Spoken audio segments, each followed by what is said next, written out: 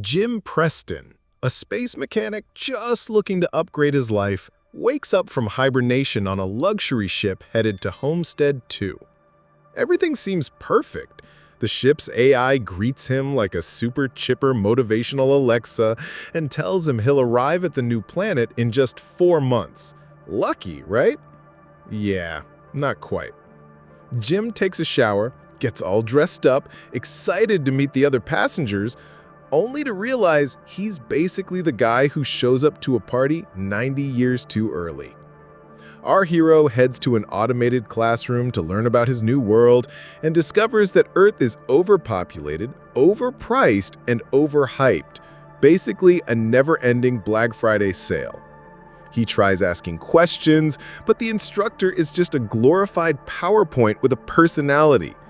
Desperate, Jim runs through the ship and finds an information kiosk that acts like he's just trying to book a spa treatment. When he asks for a real person, the robot offers him a personal trainer. Not helpful.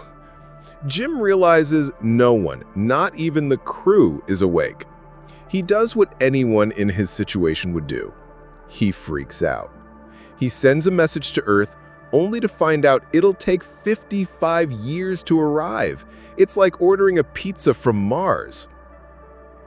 Devastated, he wanders through the ship until he finds the bar and meets Arthur, an android bartender with the charm of a British butler. Jim tries to get answers, but Arthur's more Westworld than CSI. Jim tries everything, checking his own pod, breaking into the crew area, but nothing works. Eventually, he drinks like he's on an eternal Vegas vacation. Months pass. With a wild man beard and zero hope left, Jim finds what seems like the final exit, the vacuum of space. He nearly pulls the plug on himself, but changes his mind at the last second, stumbles into a bottle, and sees the most beautiful face he's ever laid eyes on. Aurora, frozen like a Disney princess. Jim reads everything about her and falls in love with her resume. A writer, journalist, smart, funny. Basically the Meg Ryan of space. After a lot of thinking and a lot of drinking, he does the unthinkable. Wakes her up without telling her. And that, my friend, is where the emotional iceberg hits the Titanic. She wakes up, freaks out, goes through the same horror Jim did, and he pretends it was just a system malfunction. Arthur, our charming robotic gossip, promises not to tell. The two start to bond, go through all the stages of romance, arguments, candlelit dinners, flirty bar games, even romantic spacewalks. Everything's great until Arthur casually drops the truth. Jim woke her up on purpose. Tension hits the ceiling. Aurora is devastated, rightfully so, distances herself, and Jim becomes a guilt-ridden ex-boyfriend in space. Then comes Gus Mancuso, a deck chief who randomly wakes up and realizes the ship is basically falling apart, like it's being run by space interns. Turns out, the ship was damaged by an asteroid 2 years ago and is slowly dying.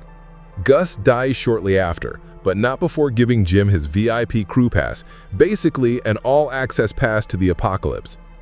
Jim and Aurora now have to save the ship. Reactors overheating, leaks everywhere, robots collapsing like it's Monday morning. In a dramatic sequence, Jim sacrifices himself to open the vent for the reactor and gets thrown into space. Aurora, now a mix of astronaut and romantic heroine, goes after him, brings him back, and revives him using the medical pod. Happy ending? Yep. Aurora forgives him, they bury Gus with style, and decide to live out their lives together on the ship.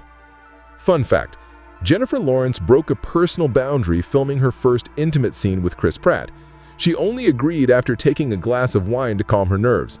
I mean, saving humanity is one thing, kissing Star-Lord is another. Now, to be honest, I would never wake someone up just because I was lonely. That's an emotional crime with first and last names. But if I had done it, I'd at least tell the truth right away. The most interesting thing here is the ethical dilemma. Die alone or drag someone else into your doom? This movie raises some deep questions behind all the space crew's aesthetics. So here's the big question. Would you have woken someone up if you were in Jim's place? Why or why not? Leave your thoughts in the comments. Let's talk about it.